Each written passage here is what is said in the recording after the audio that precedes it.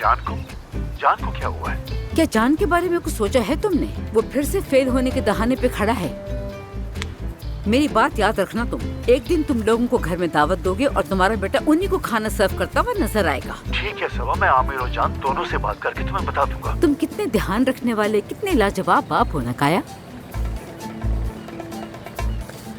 आप पहले तो ऐसी बातें नहीं करती थी काया साहब से। मैं माँ और बाप दोनों बनूं, अब बहुत हो गया, समझ गई। अब बाप होने की जिम्मेदारी काया को सौंप रही हूँ। जो करना है वो खुद करेगा। मैंने बहुत कर लिया, अब मैं थक गई हूँ। ऐसी सूरत हाल में आपको कॉफी पीनी चाहिए। क्या पीनी चाहिए? नहीं, मैं अपने कमरे में जा रही हूँ। मुझे थोड़ा रिलैक्स होना है। तुम्हारा बहुत शुक्रिया। मुझे समझ नहीं आता आखिर उस कमरे में आप करती क्या हैं? अब ये तुम्हारे तमाम टेस्ट करेंगे। मैं एक डॉक्टर से मिलकर आती हूँ, ठीक है? ठीक है। बकर, बकर तुम यहाँ क्या कर रहे हो? क्या